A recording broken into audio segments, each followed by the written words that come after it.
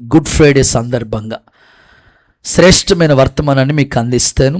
కొరింథీయులకు రాసిన మొదటి పత్రిక, అపోస్తలుడైన పౌలు కొరింథీయులకు రాసిన మొదటి పత్రిక 8వ అధ్యాయం 11వ వాక్యాన్ని నేను చదువుతాను. మీ పరిశుద్ధ గ్రంథాలు తెరిచి ఆ మాటలు చూడాలని ప్రేమతో తెలియజేస్తున్నాను. అపోస్తలుడైన పౌలు కొరింథీయులకు రాసిన మొదటి పత్రిక 8వ అధ్యాయం 11వ వచనాన్ని నేను చదువుతున్నాను.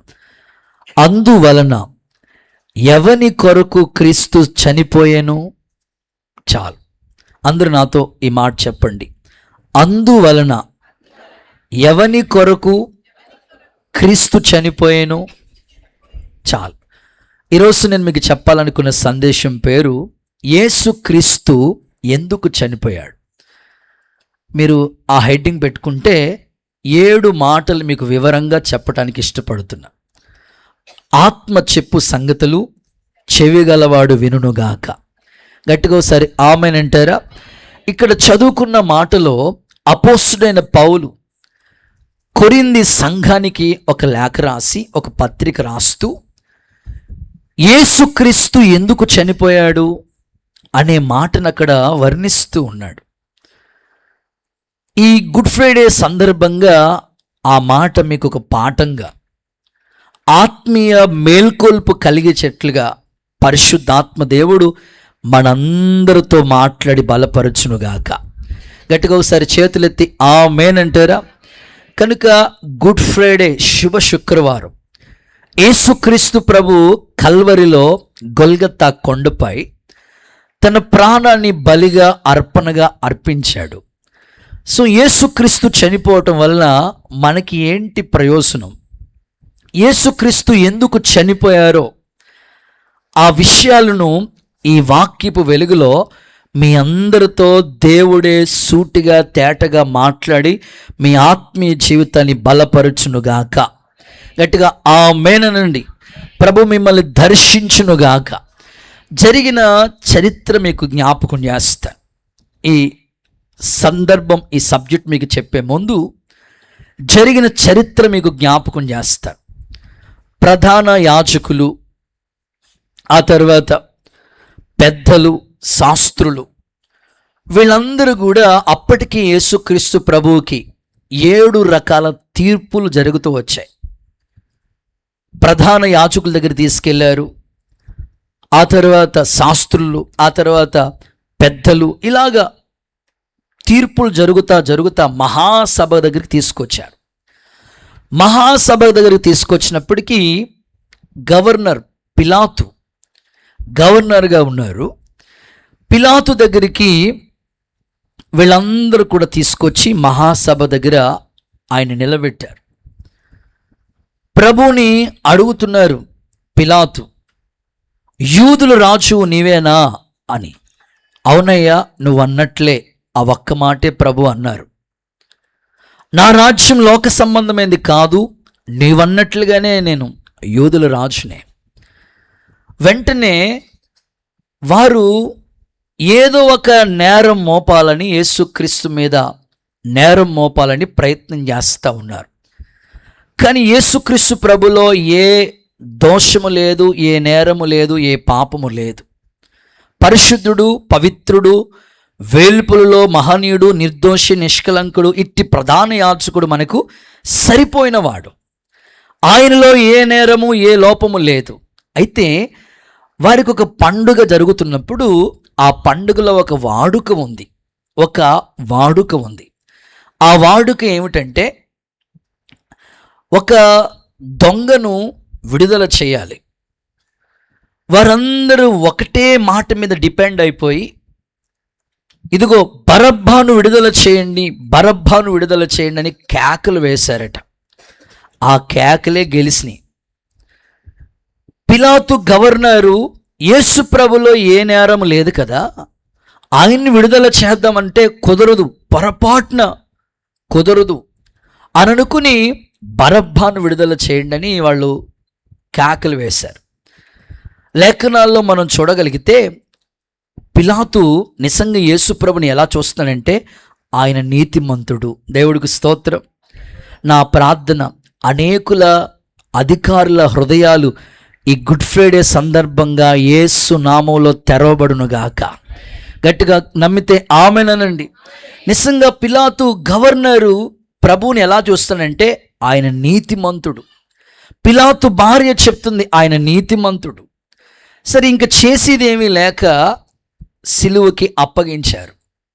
ఆ సమయాల్లో ప్రభుకి నిజంగానే ఆయన్ని సిలువకు తీసుకుని వెళ్ళారు. అనేకమైన గుద్దులు గుద్దారు, ముఖం మీద ఉమ్ము వేశారు. భయంకరంగా ఆ యెరూషలేము నడివీధుల్లో ప్రభుని సిలువ మోసుకుంటా తీసుకుని వెళతా ఉన్నారు. గొల్గతా అనబడుతున్న ఆ చోటుకు వచ్చినప్పటికీ అక్కడ సిలువకి అప్పగించవలసిన సమయం. ఆ సమయాల్లో కురేనీయుడైన సీమోను ప్రభు సిలువను మోసుకుని వెళ్తూ ఉంటుంటే ప్రభుతో కూడా ఆయన సిలువను మోసినట్లుగా లేఖనాల్లో మనం చూస్తాం. సరిగ్గా ఉదయం 9 గంటలకి ప్రభుని సిలువ వేసినట్లుగా పరిశుద్ధ గ్రంథమైన బైబిల్లో గ్రంథస్థం చేయబడిన మాట. ప్రభుని సిలువ వేసినప్పుడు ఉదయం 9 గంటలు అయ్యింది. ఉదయం 9 గంటల నుంచి మధ్యాహ్నం 3 గంటల వరకు కూడా యేసయ్య సిలువలో 7 మాటలు పలికినట్లుగా పరిశుద్ధ గ్రంథం స్పష్టంగా చెప్తా ఉంది. అయితే ఎప్పుడు మనం 7 మాటల గురించి ధ్యానిస్తూ ఉన్నాం. ఈరోజు ప్రత్యేకంగా యేసు ప్రభు సిలువలో ఎందుకు ప్రాణాన్ని అర్పించాడో, ఎందుకు చనిపోయాడో ఒక 7 కారణాలు మీకు చెప్తాను. చదవండి. మొదటి కారణం, మీ ప్రశ్న నోట్ చేసుకోండి. యేసుక్రీస్తు ఎందుకు చనిపోయాడు? 7 మాటలు మీకు చెప్తాను. మొదటి మాట, రోమీయులకు రాసిన పత్రిక, అపోస్తలుడైన పౌలు రోమీయులకు రాసిన పత్రిక 5వ అధ్యాయం 8వ వాక్యాన్ని చదువుతారు భక్తులు, ఆలకిద్దాం. అయితే దేవుడు మన ఎడల తన ప్రేమను వెల్లడిపరిచాడు. రోమీయులకు రాసిన పత్రిక 5వ అధ్యాయం, ఓపెన్ యువర్ బైబిల్, 8వ వచనం చదువుదాం. ఎట్లనగా మనం ఇంకనూ పాపులమై, దేవుడు తన ప్రేమను మన ఎడల వెల్లడిపరిచి ఉన్నాడు. ఎట్లనగా మనం ఇంకా పాపులమై ఉండగా క్రీస్తు మన కొరకు చనిపోయాను. ఆమేనని చెప్పండి ఒకసారి గట్టిగా, హల్లెలూయా చెప్పండి. మనం ఇంకా పాపులమై ఉండగా క్రీస్తు మన కొరకు చనిపోయాను. మొదటి మాట, ఎందుకు యేసుక్రీస్తు చనిపోయాడు సిలువలో, తన ప్రాణాన్ని త్యాగంగా అర్పణగా అర్పించాడు అనంటే మొదటి మాట, మనందరి పాపముల నిమిత్తం. అనండి, కొంచెం గట్టిగా చెప్పండి, మనందరి పాపముల నిమిత్తం. Okay, right. మొదటి మాట, మనందరి పాపాల కొరకే ఆయన సిలువలో ప్రాణాన్ని త్యాగం చేశాడు. నిజంగా నీకు అర్థమైతే దేవుని ప్రేమకు దూరంగా ఉండలేవు. దేవుడు తన ప్రేమను మన ఎడల వెల్లడిపరిచాడు. ఎలా? మనం ఇంకా పాపులమై ఉండగా, స్టిల్ ఇంకా పాపులమై ఉండగా క్రీస్తు మన కొరకే, నీ కొరకే, నా కొరకే, మనందరి కొరకే ఆ గొల్గతా కొండ మీద తన ప్రాణాన్ని త్యాగం చేశాడు. దేవుడు మనల్ని ప్రేమించి బలిగాను అర్పణగాను చేయబడ్డాడు. ఎందుకొరకు ఆయన ప్రాణాన్ని అర్పించాల్సి వచ్చిందంటే మనందరి పాపముల నిమిత్తమై. అందుకే యేసుక్రీస్తు ప్రభు తల మీద ముండ్ల కిరీటం పెట్టారు. ఎందుకో తెలుసా? మనం తలంపుల ద్వారా చేసిన పాపం. యేసయ్య చేతుల్లో మేకులు దిగ్గొట్టారు. ఎందుకో తెలుసా? మనందరూ చేతులతో చేసిన అతిక్రమం అనే పాపం. కాళ్ళలో మేకు దిగ్గొట్టారు, వెళ్ళకూడని స్థలాలకు వెళ్ళి చేసిన పాపం. ఇది సరిపోకుండా ఇంకా ఒక సైనికుడు వచ్చి బల్లెం తీసుకుని ప్రక్కలో పొడిచినప్పుడు నీళ్లు రక్తం ప్రవహించాయట. ఎందుకు ప్రక్కలో పడవాలి అనంటే హృదయం అన్నిటికన్నా ఘోరమైన వ్యాధి కలిగిన మోసకరమైనది. హృదయ తలంపులు, మీరు ఇక్కడే ఉంటారు కానీ మీ తలంపులు ఎక్కడెక్కడో తిరుగుతూ ఉంటాయి. అందుకని హృదయపు తలంపుల ద్వారా చేసిన పాపం క్షమించుట కొరకే, మన్నించుట కొరకే యేసయ్య మన పాప శిక్ష ఆయన శిలువ మరణం మీద భరించాడు. ఈ మాటను ప్రవక్త యెషయా తన గ్రంథంలో ఏమని రాశారంటే, యెషయా గ్రంథం 53వ అధ్యాయం 5వ వాక్యం చదివితే ఇలా రాయబడి ఉంది, మన అతిక్రమ క్రియలను బట్టి ఆయన గాయపరచబడ్డాడు.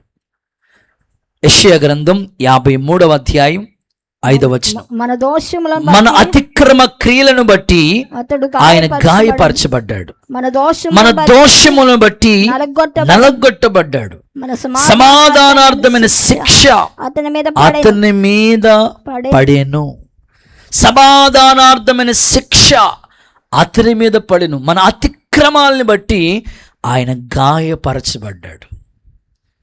మన అతిక్రమాలు, మనం చేసిన పాప క్రియలను బట్టి ఆయన గాయాలయ్యని, ఆయన సిలువ భరించాడు.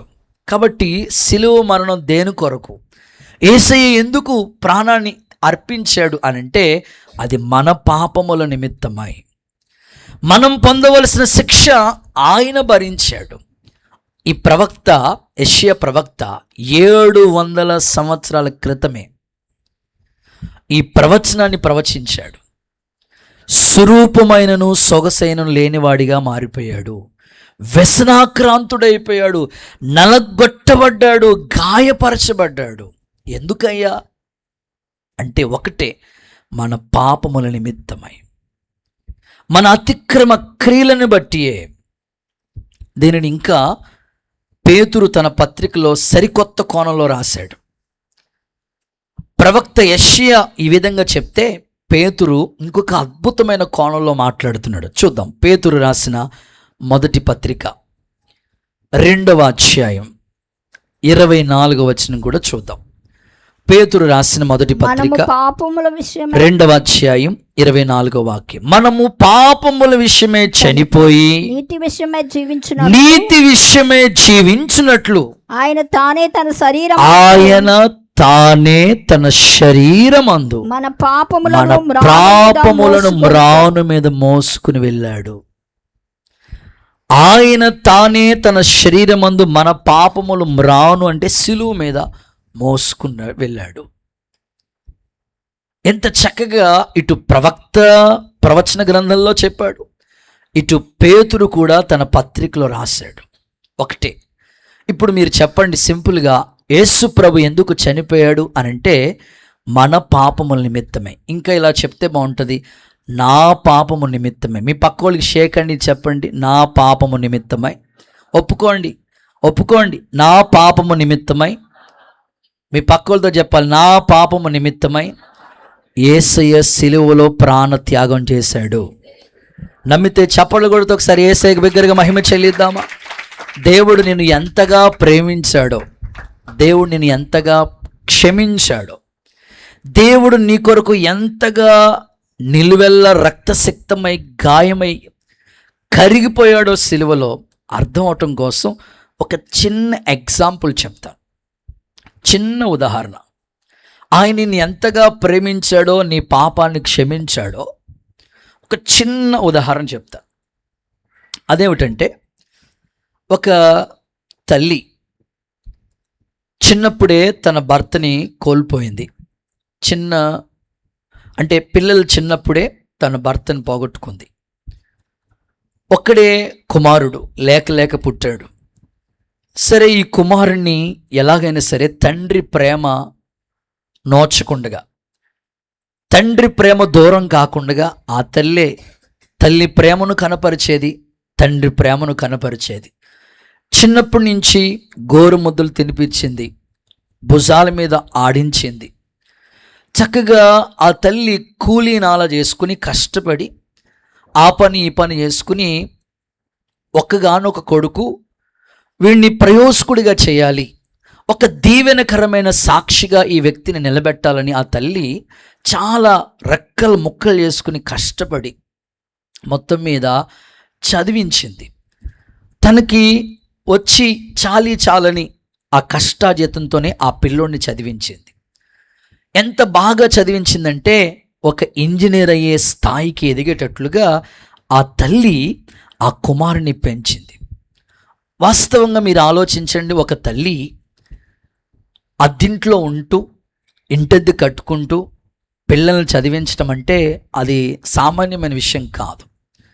ఓ పక్కన తన భర్త లేడు, ఈమె కష్టం చేసుకుని చాలా కష్టపడి చదివిస్తే ఆ తల్లి కష్టం ద్వారా ఆ కొడుకు ప్రయోజకుడై ఇంజనీర్ అయ్యే స్థాయికి ఎదిగాడు. ఒక మంచి కంపెనీలో ఆ వ్యక్తికి జాబ్ వచ్చింది. ఒక మంచి స్థాయిలో ఆ ఉద్యోగం చేసుకుంటా ఉన్నాడు. తల్లి అభిప్రాయం ఏమిటంటే ఈ పిల్లోడికి యుక్త వయసు వచ్చింది, వివాహం చేయాలి అని తలంపు కలిగి, ఆలోచన కలిగి ఆ కుమారుని అడిగిందంట, నాన్న నీకు యుక్త వయసు వచ్చింది కదా, నీకు వివాహం చేయాలని నేను అనుకుంటున్నాను. అయితే నువ్వు చదువుకున్నావు కదా, నేనంటే చదువులేని దాన్ని, నువ్వు చదువుకున్నావు కదా, నీకు చదువుకి తగినట్లుగా యోగ్యత కలిగిన అర్హత కలిగిన వాళ్ళనే నువ్వే ఎంపిక చేసుకో అని ఆ తల్లి ఆ పిల్లోడితో చెప్తే ఆ కుమారుడు అన్నాడట, సరే అమ్మా, నువ్వు చెప్పిన మాటలు బాగానే ఉన్నాయి. ప్రస్తుత కాలంలో లాయర్లే పెళ్లి చేసుకుంటున్నారు, డాక్టర్స్ని చేసుకుంటున్నారు, ఇంజనీర్లు లేకపోతే టీచర్స్ని వివాహం చేసుకున్నట్లుగా నాకు క్వాలిఫికేషన్కి తగినట్లుగా, నా యోగ్యతకి తగినట్లుగానే ఒక చక్కని సంబంధం చూడమ్మా, ఎవరికైనా చెప్పు, మన చుట్టాలు కావాలి, బంధువులు కానీ, తెలిసిన వాళ్ళు కానీ ఎవరికైనా చెప్పామని అని ఆ కుమారుడు తన అభిప్రాయాన్ని వాళ్ళ అమ్మకి చెప్తే, వాళ్ళ అమ్మగారు తెలిసిన వాళ్ళని ఎంక్వైరీ చేసి చక్కని ఒక సంబంధాన్ని చూసి, ఈ కుమారుడు ఇంజనీర్ అయితే ఆ అమ్మాయి కూడా ఇంజనీర్ జాబ్ చేస్తూ ఉంది, ఓ చక్కని సంబంధాన్ని చూసి మంచిగా వివాహం జరిగించిందంట ఆ తల్లి. రోజులు గడుస్తూ ఉన్నాయి. సరిగ్గా 6 నెలలు గడిచింది. 6 నెలలు గడిచిన తర్వాత ఆ కొత్త పెళ్లి కూతురు తన భర్త దగ్గరకు వచ్చి ఇలా అంటుందట. ఏమని మాట్లాడుతుందంటే, ఇదిగో ఉంటే ఇంట్లో నేనైనా ఉండాలి, లేకపోతే మీ అమ్మాయినా ఉండాలి. అదేటి 30 సంవత్సరాలు నన్ను ఈ స్థాయికి పెంచింది మా అమ్మ. మా నాన్న చిన్నప్పుడే చనిపోతే కూలి పని, ఆ పని, ఈ పని చేసుకుని మా అమ్మ కష్టపడి చదివించి ఈ రోజున నేను ఇంజనీర్ అయ్యానంటే దానికి కారకురాలు మా అమ్మ. ఓ పక్కన దేవుని కృప అయితే మా అమ్మ కష్టాజీతం, తినకో చాలనే జీతంతో తీసుకొచ్చి నన్ను పెంచి ఈ స్థాయికి తీసుకొస్తే, ఇదేంటి మా అమ్మ వద్దంటావేంటి అని తను ఆ విధంగా మాట్లాడాడు భార్యతో. కుదరదు అని ఆమె కూర్చున్నారు. ఆయన అంటాడు, నాకు ఇద్దరూ కావాలి, అమ్మ ప్రేమ కావాలి, నీవు కావాలి. రేపొద్దున్న పిల్లలు స్థాయికి ఎదగటానికి నువ్వు కూడా అలాంటి ప్రేమను కనపరచాలి. కానీ ఏంటి నువ్వు ఇట్లా మాట్లాడతావు అనని అంటే, కుదరదు, ఉంటే ఇంట్లో మీ అమ్మాయినా ఉండాలా, లేకపోతే నేనైనా ఉండాలా. అరే 6 నెలలు బాగానే ఉంది కదా, ఈ మనిషి ఎందుకు ఇట్లాగా అయిపోయింది అనుకుని తన మనసులో మదన పడుతున్నాడు, వేదన చెందుతున్నాడు. సరే అమ్మ దగ్గరికి వెళ్ళి ఇలా చెప్పాడంట, అమ్మా మీ కోడలు ఇలా మాట్లాడుతుంది, ఎట్లాగమ్మా నువ్వు ఇంతగా మమ్మల్ని పెంచావు, నీ రుణం మేము ఎలా తీర్చుకోవాలి, కనీసం ఈ టైంలో అయినా నిన్ను చూడకపోతే ఎట్లా, ఎందుకు అలా మాట్లాడుతుంది, నువ్వైనా చెప్పమ్మా అని కొడుకు ఇటు తల్లి ప్రేమను పోగొట్టుకోకుండా, అతడు భార్యకు దూరం కాకుండా అమ్మ దగ్గరకు వచ్చి వేడుకుంటా, అమ్మ నువ్వైనా చెప్పమ్మా అని మాట్లాడుతూ వస్తూ ఉంటుంటే వాళ్ళ అమ్మ అన్నదట, ఒరే బైబిల్ ఏం చెప్తుందిరా, బైబిల్లో ఏమని రాయబడి ఉంది, పురుషుడు తన భార్యను, తన తల్లిని తండ్రిని విడిచి మాట్లాడండి అమ్మా, తమ తల్లిదండ్రులు విడిచి భార్యని హత్తుకుంటారని దేవుని వాక్యంలో రాయబడి ఉంది కదరా. నేను ఎంతకాలం బతుకుతానురా, ఇప్పటికే నాకు 60 వచ్చినాయి, మహా ఉంటే ఓ 2 ఏళ్ళో 3 ఏళ్ళో బ్రతుకుతానురా. గట్టిగా నీ భార్య చెప్పినట్లుగానే నన్ను ఎక్కడికో తీసుకెళ్ళి వదిలేసి రారా అన్నదంట అమ్మ. ఇక ఆ కొడుకు ప్రాణం విలవిల్లాడిపోయి, ఏంటమ్మా నువ్వు అట్లా మాట్లాడుతున్నావు, ఇంతలా నువ్వు నన్ను పెంచితే పెద్ద చేస్తే ఈ స్థాయికి నువ్వు తీసుకొస్తే నిన్ను ఇంట్లోంచి బయటికి పంపించేయమంటావా, లేదు లేరా, మీరిద్దరూ హ్యాపీగా ఉంటే నేను ఎక్కడున్నా హ్యాపీగా ఉన్నట్లే అనని ఆ తల్లి తన ప్రేమను కనపరుస్తుంది. కొడుకుకి ఏమాత్రం కూడా అమ్మని ఒంటరిగా వదిలేయటానికి ఇష్టపడలేదు. వాళ్ళమ్మ పదే పదే అంటుంది, ఒరే మీరు హ్యాపీగా ఉండి నన్ను ఏ చెట్టుకో కిందో ఏ అడవిలోకి తీసుకెళ్ళి వదిలేసి వచ్చేసేయండి. సరే ఇంక ఇంట్లో పోరు పడలేక బయలుదేరాడు. వాళ్ళ అమ్మని తీసుకుని ఒక అరణ్యం, అది చీకటి అరణ్యంలోకి ఒక అడవిలోకి తీసుకెళ్ళిపోయి ఓ చెట్టు క్రింద వదిలేసి, అమ్మా జాగ్రత్త అమ్మా, నేను వస్తాను, వద్దన్నా సరే నువ్వే నన్ను తీసుకెళ్ళిపోమంటున్నావు, ఇదిగో తీసుకొచ్చాను, నాకు ఇష్టం లేదు అని అనుకుని ఆ చెట్టు క్రింద ఆ తల్లిని అలా వదిలేసి తిరిగి వెళ్ళిపోతున్నప్పుడు తన మనసులో ఆలోచించుకుంటున్నాడు, ఈ అడవిలో మా అమ్మని ఏ క్రూరమృగాలు, ఏ జంతువులు, ఏ సర్పము, ఏ చిరతపులి, ఏ ఎలుగుబంటి మొత్తం మాంసం ముక్కలు ముక్కలుగా చేసేస్తుందో, ఎందుకు మా అమ్మ ఇలాగా కోరుకుంది, ఎందుకు మా అమ్మ ఇలాగా ఆశపడుతుంది, ఏంటి నాకు ఇలాంటి శ్రమ వచ్చింది, ఏంటి నాకు ఇంత కష్టం వచ్చిందని మనసులో మదన పడతా ఉన్నాడు. అలా అనుకుంటున్నాడు. ఆలోచించుకుంటూ తిరిగి తన ఇంటికి వెళ్ళాడు. వెళ్ళి తర్వాత ఒక 10 రోజుల తర్వాత మరలా అమ్మ ఎలా ఉందో చూద్దామని తిరిగి ప్రయాణమై మరలా ఆ అడవి ఆ అరణ్యానికి మరలా తిరిగి ప్రయాణమే వస్తా, మామూలుగా రాకుండా మారు వేషంలో ఒక బాటసారి, ఆ అడవిలో వెళ్ళే బాటసారి ఎలా ఉంటాడో మారు వేషంలో ఒక బాటసారి వలె వేరే వస్త్రాలు ధరించుకుని ఒక బాటసారి ఆ అడవి అరణ్యం గుండా వెళ్తున్నట్లుగా తను ప్రయాణమే వెళ్తూ ఉన్నాడట. వెళ్తూ ఉన్నప్పటికీ అక్కడికి దగ్గరికి వచ్చినప్పటికీ అప్పటికే వాళ్ళ అమ్మగారు ఆ అడవిలో ఏ ఆహారం దొరకదు, ఏమీ ఉండదు, సరిగ్గా 10 రోజుల నుంచి ఏమీ తినకుండా కనీసం వాటర్ కూడా తాగకుండా అలాగే ఉండిపోయింది. ఆ చెట్టు కింద అలా ఉండిపోయింది.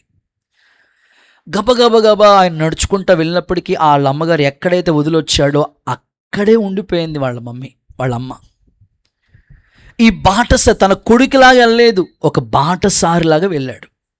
వెళ్ళి అక్కడ పలకరించి వాళ్ళ అమ్మగారిని ఇలా అడుగుతున్నాడు. ఒక బాటసారి ఎలా మాట్లాడతాడు అలా, అమ్మా నీకెవరో లేరా, ఎందుకు వచ్చావు ఈ అడవికి, అమ్మా ఎవరూ లేరా నీకు, ఎందుకు వచ్చావమ్మా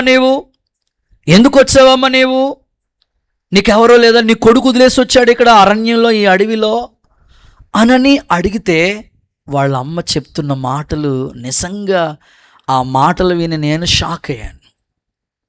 నిజంగా నా హృదయమే పిండేసినట్లు అనిపించింది.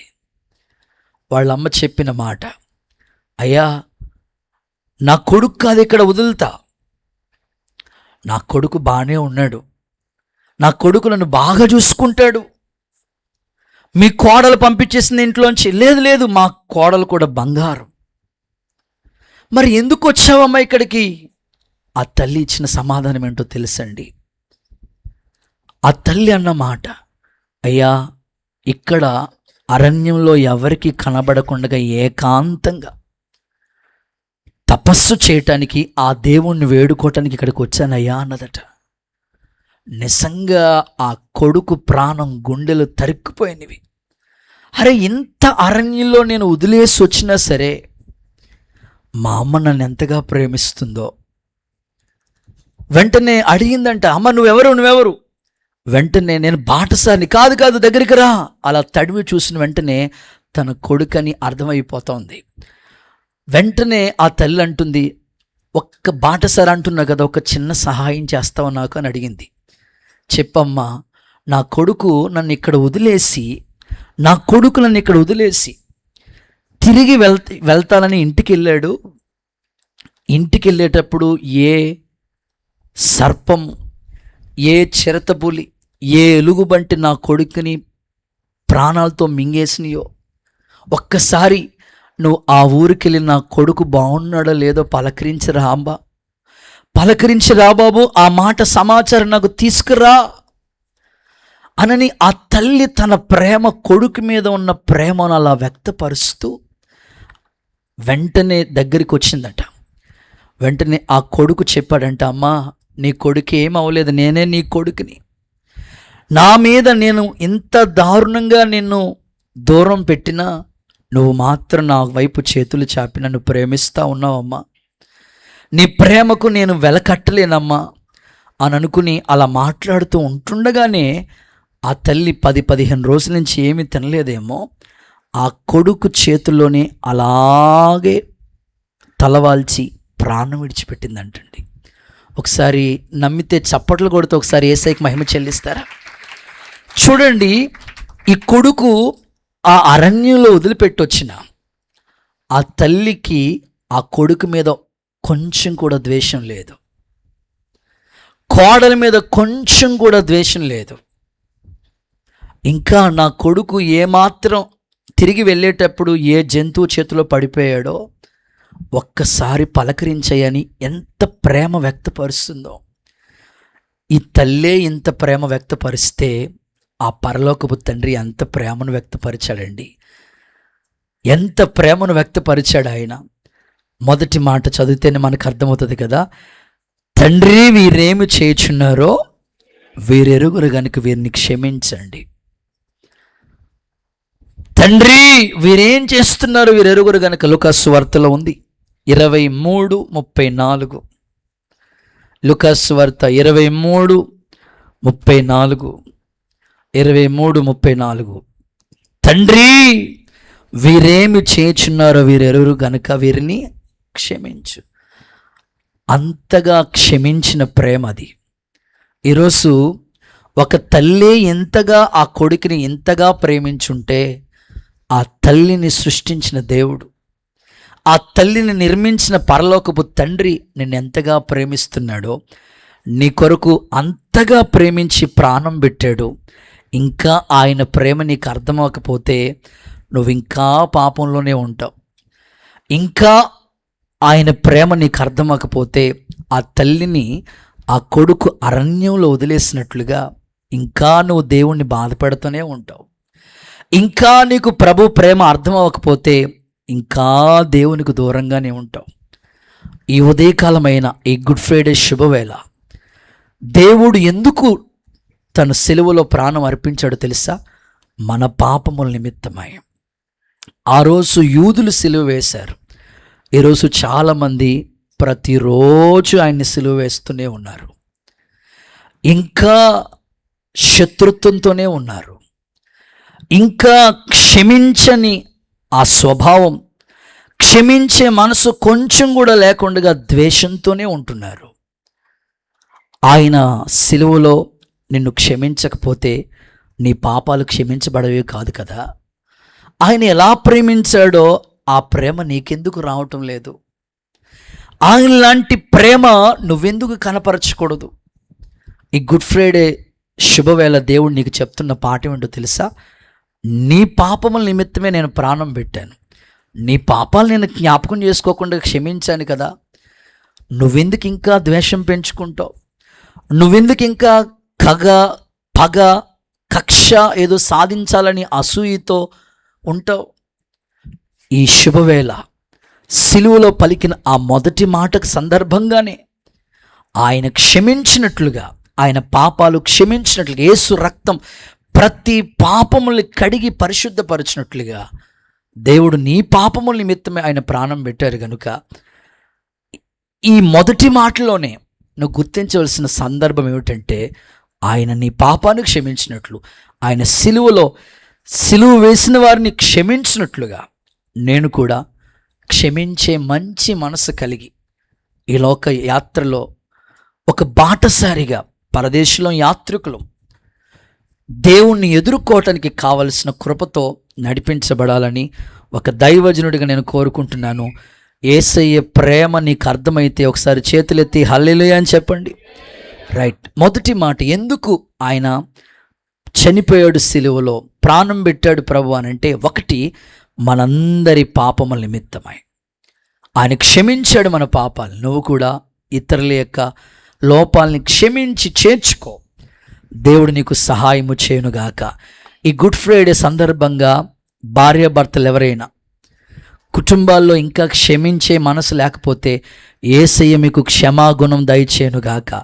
అన్నదమ్ముల మధ్యలో, అత్తాకోడల మధ్యలో ఇంకా క్షమించే మనసు లేకపోతే ఈ ఉదయకాలమే నీ మనస్సు కరిగి క్షమించే మనసు దేవుడు నీకు ఇచ్చునుగాక. రెండో మాటలోకి వెళ్తాను. సెకండ్, యేసయ్య ఎందుకు తన ప్రాణాన్ని సిలువలో అర్పించాడు? ఎందుకు చనిపోయాడు ఆయన? చదువుదామా? మీ బైబిల్ గ్రంథాలు తెరిచి చూడండి.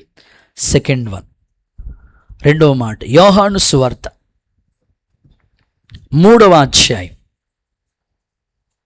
14-15 వాక్యాలు చూద్దాం. యోహాను సువార్త 3వ అధ్యాయం 14-15 వాక్యాలు. అరణ్యములో మోషే సర్పమును ఎలాగు ఎత్తెనో అలాగునే విశ్వసించు ప్రతివాడు నశించక నిత్య జీవము పొందునట్లు మనుష్య కుమారుడు ఎత్తబడెను. అందరూ ఒకసారి ఆమేన్ చెప్తారా? బిగ్గరగా హల్లెలూయా చెప్తారా? రెండవది, నిత్య జీవము ఇచ్చుటకు. నిత్య జీవం ఇచ్చుటకు. ఇక్కడ సందర్భాన్ని ప్రభు ఏం మాట్లాడుతున్నాడంటే, అరణ్యములో మోషే ఇత్తడి సర్పాన్ని ఎలా పైకెత్తాడో, మనుష్య కుమారుడు అంటే ప్రభు అయిన యేసుక్రీస్తు సిలువలో ఆకాశానికి భూమికి మధ్యలో తన ప్రాణాన్ని అలాగే అర్పించాడు. దీనిని ఎంత అద్భుతంగా యోహాను రాస్తున్నాడంటే, సిలువలో ఆ మాటని ఇంక్లూడ్ చేసి మాట్లాడుతున్నాడు. మోషే అరణ్యంలో ఇత్తడి సర్పాన్ని ఎలా ఎత్తాడో ప్రభు అలాగే ఎత్తబడ్డాడు అన్నాడు.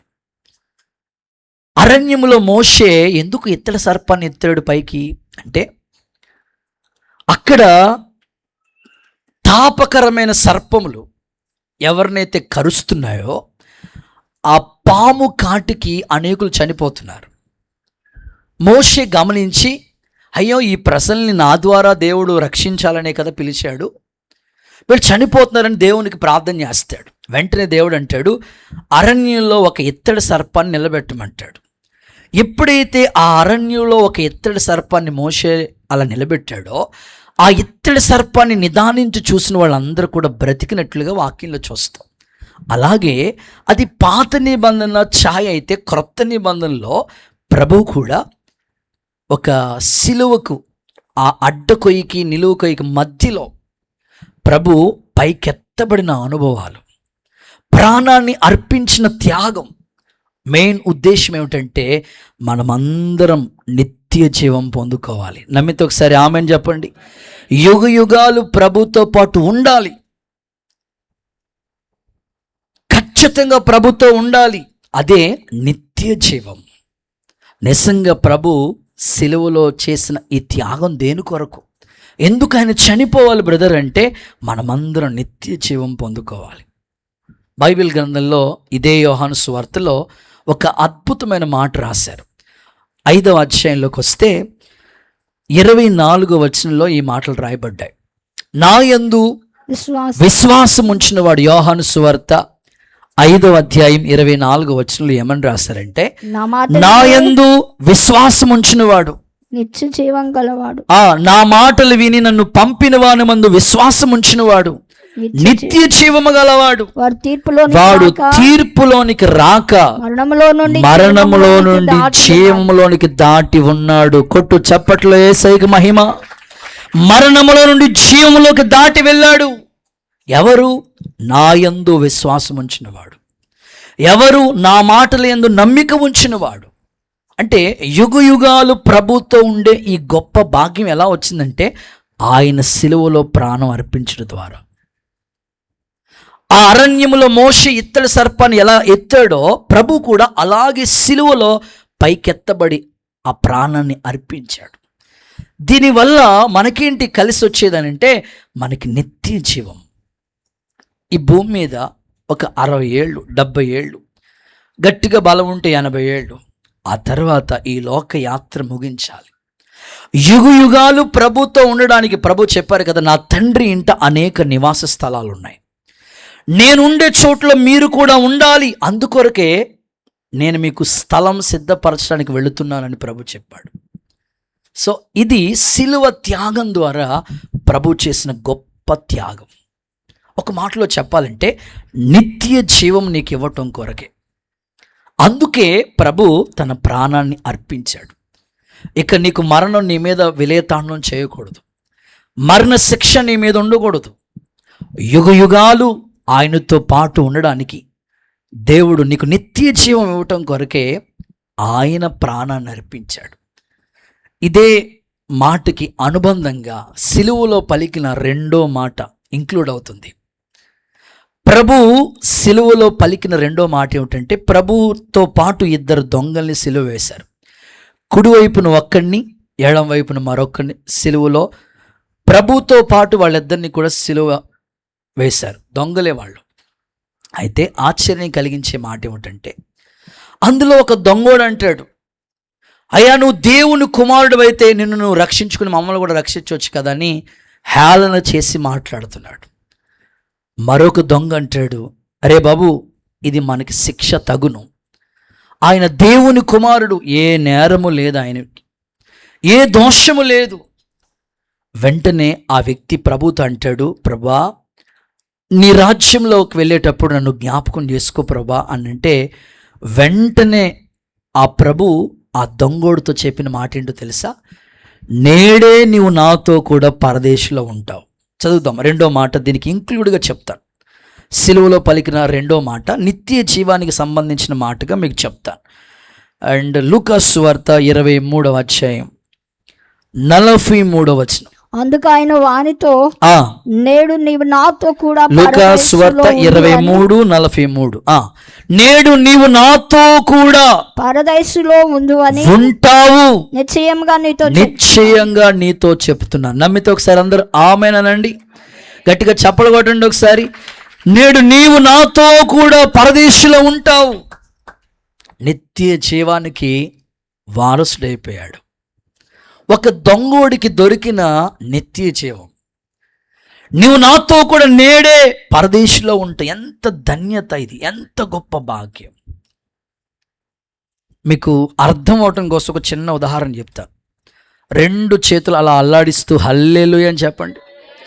ఇంకొంచెం గట్టిగా హల్లెలూయా. హైదరాబాద్ వెళుతున్న బస్సు అది. 1993వ సంవత్సరంలో జరిగిన సంభవం. 1993లో హైదరాబాద్ వెళ్తున్న బస్సు అది. సరిగ్గా చిలకలూరుపేట అనే చోటుకు వచ్చినప్పటికీ 2 దొంగలు ఆ బస్సును ఆపి ఆ బస్సులో ఉన్న వాళ్ళందరి దగ్గర కత్తి చూపించి, డబ్బులు ఇవ్వండి చంపేస్తాం, మీ ఒంటి మీద ఉన్న బంగారం ఇవ్వండి చంపేస్తాం, ఇట్లాగా బెదిరించడం మొదలుపెట్టారు. డ్రైవర్ దగ్గరికి వచ్చి కూడా ఎవరు కంగారు పడిపోతున్నారు.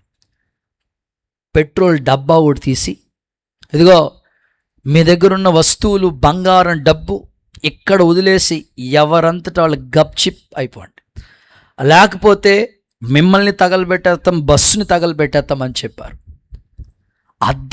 మధ్యరాత్రి వేళ నిద్రలో ఉన్న సమయం అది. కంగారుగా ఆ హడావుల్లో ఒకడు ఆ అగ్గిపుల్లు వదిలేశాడు. మొత్తం 26 మంది అంటికిపోయారు.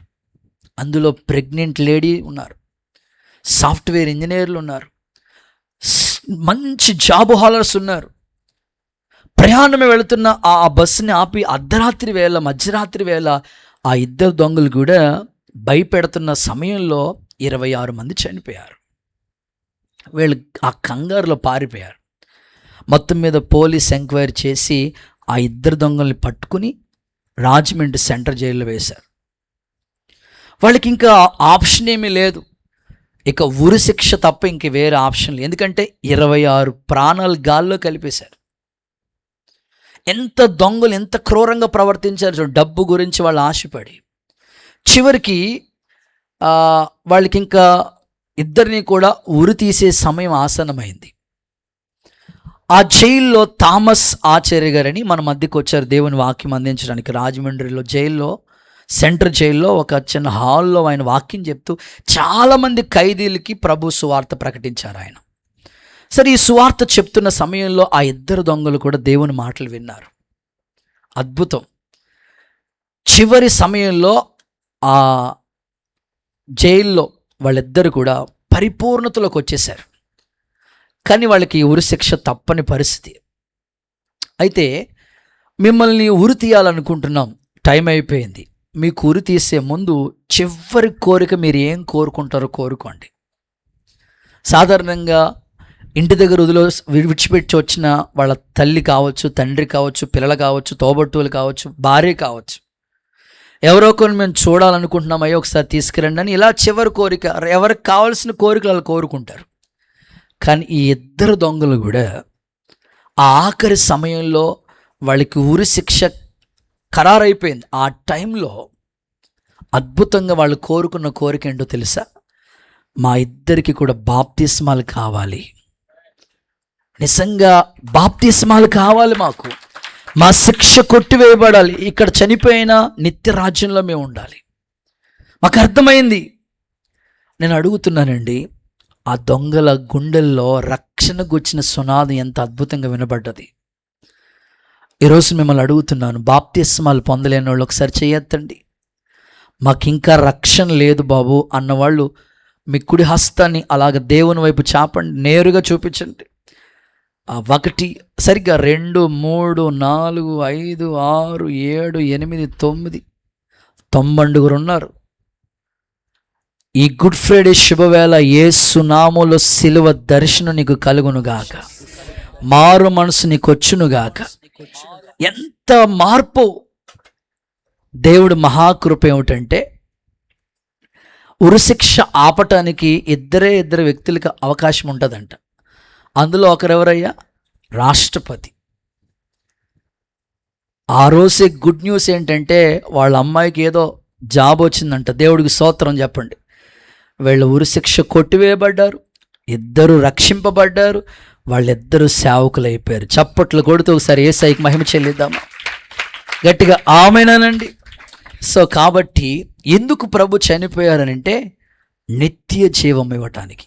ఇదిగో సిలువలో పలికిన రెండో మాట కూడా అదే, నేడు నీవు నాతో కూడా పరదేశిలో ఉంటావు.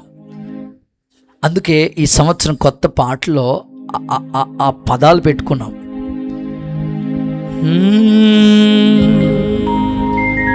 విడిచితివా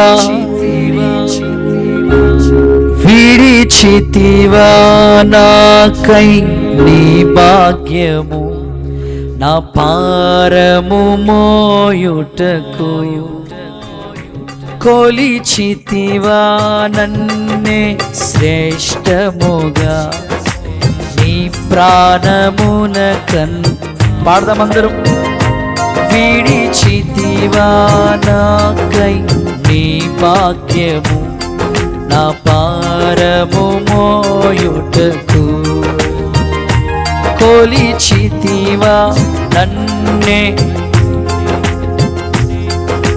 నీ ప్రాణమున కన్నా. సింహాసనమే విడచినాకై ఆ సిలువకు దిగివచ్చి, అందరూ పాడాలి. సింహాసనమే విడచినాకై ఆ సిలువకు చినావు, తీరనిది నీ రుణము, కరగనిది నీ బలం. చేతుల పైకెత్తి అందరూ, నీ ఒక్కసారి దృష్టించుము, నీకేది చప్పట్లు. క్షణమైన చాలదు నా యేసయ్యా, నీవింత నీ ఒక్కసారి దృష్టించుము, నీకేది క్షణమైన చాలదు, నీవింత కార్యముకై నీకై ఎదురు చూస్తున్నదే సర్వము, నీకై పరితపిస్తున్న దేవాయి ప్రాణం నీ ఒక్కసారి అనేకుల హృదయాలు తరవబడుతున్నాయి. మారు మనసు దేవుడు కలుగు చేయబోతున్నాడు. రక్షణ భాగ్యము నిత్య జీవం ఇవ్వబోతున్నాడు. నీ ఒక్కసారి దృష్టించుము, నీకేది క్షణమైన చాలదు నా యేసయ్యా, నీ వింత కార్యము నీకై ఎదురు చూస్తున్నది సర్వము, నీకై పరితపిస్తున్నదే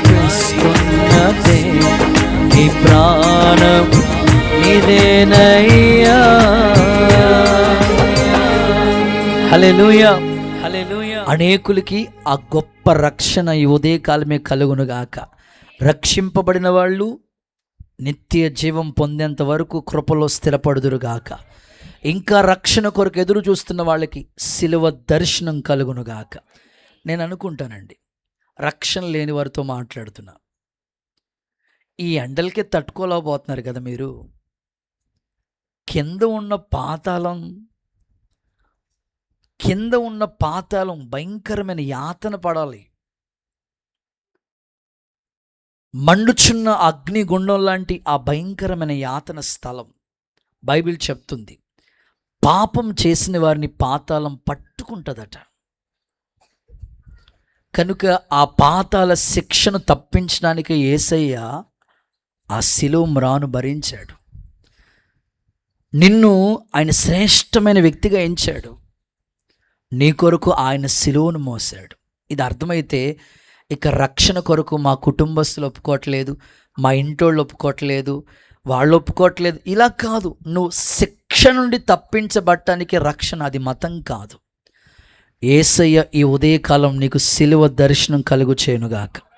గుడ్. మూడో మాటలకి వెళ్దాం. థర్డ్ వన్, యేసయ్య ఎందుకు చనిపోయాడు? ప్రతి మాట శిలువ మాట ఇంక్లూడ్. యేసయ్య ఎందుకు చనిపోవలసిన పరిస్థితి? ఒకటి చెప్పండి, మన అందరి పాపముల నిమిత్తమై. నెంబర్ 2, మనకి నిత్య జీవం ఇవ్వటానికి. నెంబర్ 3, మూడో మాటలోకి వెళ్దాం.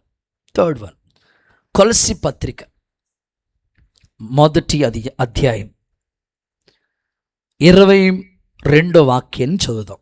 కొలస్సీ పత్రిక మొట్టమొదటి అధ్యాయం 22వ వాక్యం. తన సన్నిధిని పరిశుద్ధులుగాను నిర్దోషులుగాను నిరపరాధులుగాను నిలవబెట్టుటకు ఆయన మాంసయుక్తమైన దేహం మరణం వలన ఇప్పుడు, ఆ మాట మరణం వలన ఇప్పుడు మిమ్మల్ని సమాధానపరిచాను. మాంసయుక్తమైన దేహమందు మరణము వలన ఇప్పుడు మిమ్మల్ని సమాధానపరిచాను. గుడ్. మూడవది, సమాధానపరచుటకు. చెప్పండి ఒకసారి. ఓకే, మీ పక్కలకు చెప్పండి అన్నమాట, మిమ్మల్ని సమాధానపరచుటకనండి. గుడ్. ఎందుకు ప్రభు సిలువలో ప్రాణం పెట్టాడు, రక్తం కార్చాడు? ఎందుకు ఈ సిలువ శ్రమ బ్రదర్? దేనికోసం? మూడవదిగా ప్రభు చెప్తున్నాడు, మిమ్మల్ని సమాధానపరచడానికి. దీన్ని అర్థమయ్యే కోణంలో చెప్తాను. మనము సిలువకు శత్రువులుగా ఉన్నాం. నశించుచున్న వాళ్ళకి సిలువను గూర్చిన వార్త వెరితనం. కానీ రక్షింపబడిన మనకు దేవుని శక్తి. అయినా ఇంకా చాలామంది దేవుని శక్తిని ఎరుగక సిలువకు శత్రువులుగా మారిపోతున్నారు.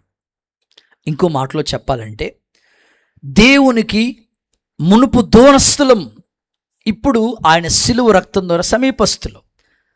దేవునికి నువ్వు సమీపంగా ఉండవలసిన నీవు, ఇంకో మాటలో చెప్పాలంటే దేవునితో సమాధానం అనే ఓ బంధాన్ని కలిగి ఉండవలసిన నీవు దేవునికి దూరమైన ఆ పరిస్థితి, దేవునికి నీకు మధ్యలో ఒక ఎడబాటు, ఆ ఎడబాటు తొలగించుట కొరకే దేవుడు సిలువలో గొప్పగా ఆయన ప్రాణాన్ని అర్పించాడు. ఆయన త్యాగం చేశాడు నిన్ను సమాధానపరచాలని. దేవునికి మనిషికి మధ్యలో పాపం అనే అడ్డుగోడ ఉంది. ఇది తొలగించి ఐక్యపరచటానికి, సమాధానం అనే బంధము చేత ఐక్యపరచటానికి దేవుడు తన ప్రాణాన్ని అర్పించాడు. నమ్మితే ఒకసారి అందరూ ఆమేన్ అంటారా? ఇంకొంచెం గట్టిగా హల్లెలూయా అని చెప్తారా? అక్కడ చెప్పిన మాటలు మనం చదువుకుంటూ వెళితే పరిశుద్ధులుగాను, నిర్దోషులుగాను, నిరపరాధులుగాను, సంఘములో మచ్చ ఉండకూడదు, డాగు ఉండకూడదు, కలంగం ఉండకూడదు, మహిమగల సంఘముగా, పరిశుద్ధమైన సంఘముగా ఆయన ఎదుట నిలబెట్టడానికి ఎంతగా ఆయన ప్రయాసపడుతున్నాడు. ఇప్పుడు ఆయన ఎందుకు చనిపోవాల్సిన, త్యాగం చేయాల్సిన పరిస్థితి వచ్చిందంటే నిన్ను సమాధానపరచాలి.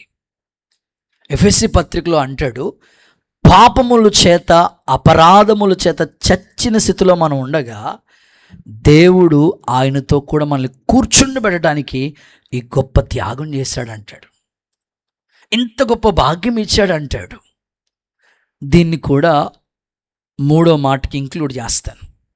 సిలువలో ప్రభు పలికిన మూడో మాట చెప్పండి. ఇదిగో నీ తల్లి, ఇదిగో నీ కుమారుడు. ఎంత బంధం, సమాధాన బంధం. చదువుదాం, మూడో మాట చదువుదామా? యోహాను సువార్త 19వ అధ్యాయం, యోహాను సువార్త 19వ అధ్యాయం 26, 27 వాక్యాలు.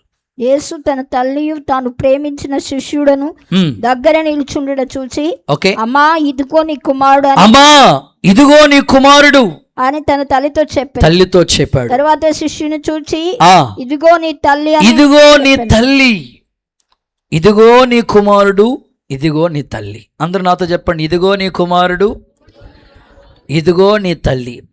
సో వాళ్ళిద్దరి మధ్యలో ఒక బంధం, సమాధాన బంధం. ఇది ప్రభు సిలువలో నెరవేర్చిన గొప్ప త్యాగం. ఇప్పుడు సిలువకు అప్పగించబడ్డారు ప్రభు. ఇన్నాళ్ళు తల్లి ప్రేమ, యవనస్తులు ఈ విషయాన్ని గమనించాలి, తల్లి ప్రేమను గుర్తు చేసుకోవాలి. ఇన్నాళ్ళు తల్లి ప్రేమను కలిగి ఉన్నారు ప్రభు. తల్లి కుమారుల మధ్యలో ఉన్న బంధం. ఇప్పుడు ఎప్పుడైతే ఎడబాటు, సడన్గా ఎడబాటు వస్తున్నప్పుడు ఆ తల్లికి ఆయన ప్రేమ దూరం కాకూడదని, ఇదిగో నీ కుమారుడని తల్లికేమో కుమారుని అప్పగించాడు. అలాగే శిష్యుడికి తల్లిని అప్పగిస్తూ, ఇదిగో నీ తల్లి. ఎంత బంధం, సమాధాన బంధం. సమాధానాన్ని పౌలు గారు ఏం చెప్పారంటే బంధము అన్నాడు, సమాధాన బంధం. సో రిలేషన్ అనేది చాలా ప్రాముఖ్యమైనది. సో దేవుడికి నీకు మధ్యలో ఒక సమాధాన బంధం. ఎక్కడి వారమో, ఎప్పటి వాళ్ళమో, ఏ యోగ్యత లేని మనమందరూ ఒక కుటుంబంగా ఇక్కడ సమకూడబడ్డామంటే ఇది పరలోకపు తండ్రి మనల్ని ఐక్యపరిచాడు. మీరెవరో నేనెవరో కానీ మనలందరినీ ఒక్కటిగా చేసిన ప్రేమ అది సిలువ ప్రేమ. ఇంతగా అన్నదమ్ముల మధ్యలో కూడా ఉండదేమో, ఆత్మీయుల మధ్యలో ఎంత ప్రేమానురాగాలు.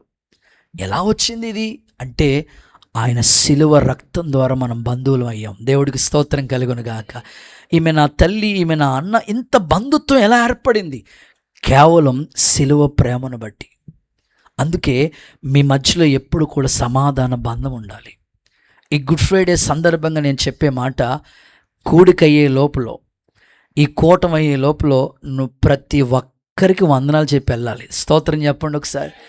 ఎవ్వరికి మధ్యలో నీకు ద్వేషం ఉండకూడదు, అందరితో సమాధాన బంధం. ఒకవేళ నీ ఇంట్లో ఎవరైనా, ఒకవేళ నువ్వు మాట్లాడలేని వాళ్ళు ఎవరైనా ఉంటే వెంటనే ఆ సమాధాన బంధం. మొన్నే రీసెంట్గా నేను ఒక చోటికి ప్రార్థనకి వెళితే ఆ తల్లి చెప్తుంది, అయ్యా మా కొడుకు నాతో మాట్లాడి 5 సంవత్సరాలు అవుతుంది అయ్యా. ఇంట్లోనే ఉంటాడంట, 5 సంవత్సరాల నుంచి ఆ కొడుకు మాట్లాడలేదట. ఈరోజు ఒక సేవకుడిగా, ఒక అన్నగా మీకు చెప్తున్నాను, ఏ ఒక్కరితో బంధాలు తెంచుకోవద్దు, ద్వేషాలు తెంచుకోవద్దు, ద్వేషపూరితమైన స్థితిలో మీరు ఉండొద్దు. సాధ్యమైనంత వరకు అందరితో కలివిడిగా ఉండండి. దేవుని ప్రేమను బట్టి ఒక సమాధాన బంధం ఏర్పడునుగాక. ఇంకొంచెం గట్టిగా ఆమేన్ అంటారా? ఇంకొంచెం హుషారుగా ఆమేనంటారా? సమాధాన పడేవారు ధన్యులు, వాళ్ళు దేవుని కుమారులు అనబడతారన్నాడు ప్రభు. ఇంతకన్నా భాగ్యం ఏం కావాలి? దేవుడు అలాగు నిన్ను స్థిరపరచునుగాక. రైట్, 4వ మాటలోకి వెళ్ళిపోదాం. ఎందుకు ప్రభు ప్రాణం పెట్టాడు, ఎందుకు యేసయ్య చనిపోయాడు మన కొరకు? 4వది రోమీయులకు రాసిన పత్రిక 5వ అధ్యాయం 6వ వాక్యం. మనం ఇంకను బలహీనులమై ఉండగా క్రీస్తు యుక్త కాలమున భక్తిహీనుల కొరకు చనిపోయాను. చాలు. 4వది భక్తిహీనుల కొరకు. చెప్పండి, నాతో కలిసి చెప్పండి. ఎందుకు చనిపోయాడు ప్రభు, ఎందుకు ప్రాణం పెట్టాడు? ఇది గుడ్ ఫ్రైడే ఎందుకయ్యా అని అంటే బైబిల్ చెప్పే అద్భుత సత్యవాక్యం, లేఖనం చెప్తున్న సత్యం ఏమిటంటే, బలహీనులు, అక్కడ ఓ మాట అంటాడు, భక్తిహీనులు. ప్రభు ఎందుకోసమయ్యా ఈ కల్వరి సిలువలో ఈ ప్రాణత్యాగం చేయాలి అని అంటే, ఇంకా భక్తిహీనులుగా ఉంటున్నారు. దేవుడు నిన్ను రక్షించాడు, నీ పేరు జీవగ్రంథంలో రాశాడు, సత్తువు కలిగిన సంఘములో నిన్ను నాటాడు, ఒక సహవాసాన్ని దేవుడు నీకు ఇచ్చాడు, ఒక ఆత్మీయ స్థాయిలో నువ్వు ఎదుగుతున్నావు.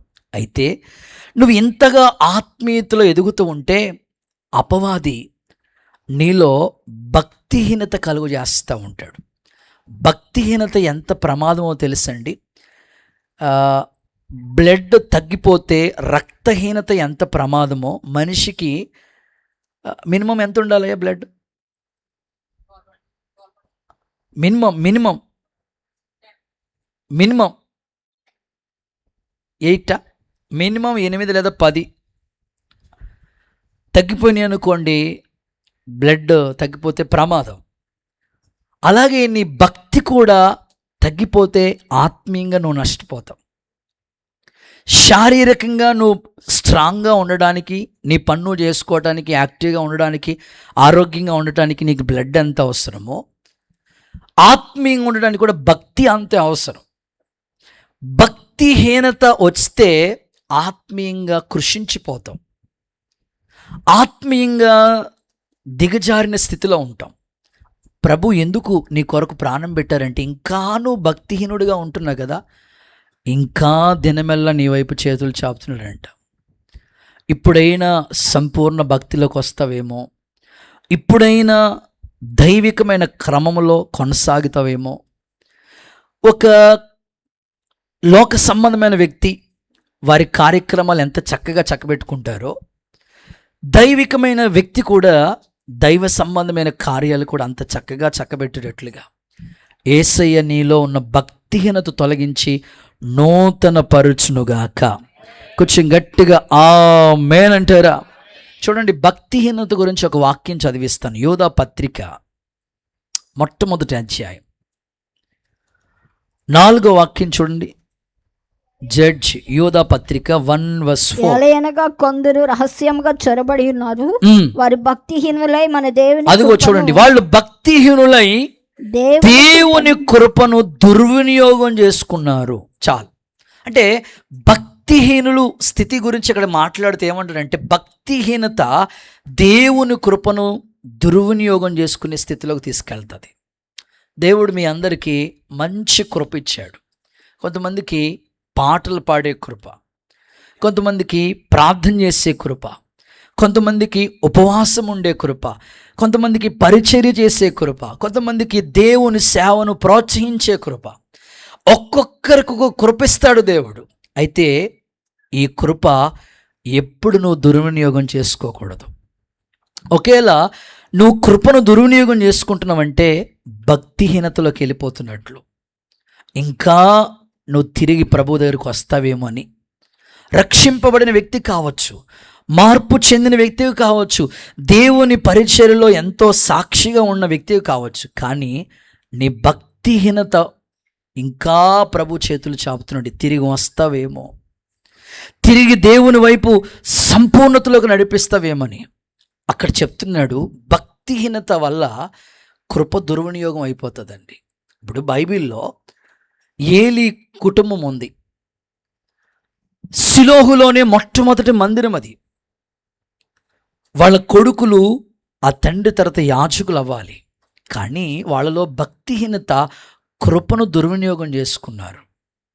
నేటి క్రైస్తవ లోకంలో కూడా చాలామంది భక్తిహీనులు అవుతున్నారు, కృప దుర్వినియోగం చేసుకుంటున్నారు. ఈ ఉదయకాలం దేవుడు నీతో మాట్లాడుతున్నాడు. ఒకప్పుడు ప్రార్థన చేసి ఆ ప్రార్థన ఆపొద్దు. ఒకప్పుడు ఉపవాసం ఉండి ఇప్పుడు ఉండలేని స్థితి, ఒకప్పుడు దేవుని పరిచయంలో పరిగెత్తి ఇప్పుడు పరిగెత్తలేని, ఇట్లా ఉండొద్దు. దేవుడు ఎందుకోసం చనిపోడు తెలుసా? భక్తిహీనుల వైపు ఇంకా చేతులు చాపుతున్నారు. ఇప్పుడైనా భక్తి చేస్తారేమో, ఇప్పుడైనా సంపూర్ణతలోకి వస్తారేమో. దీనికి అనుబంధంగా 4వ మాట ఇంక్లూడ్ చేస్తాను. మత్తయి సువార్త 27:46. మత్తయి సువార్త 27:46.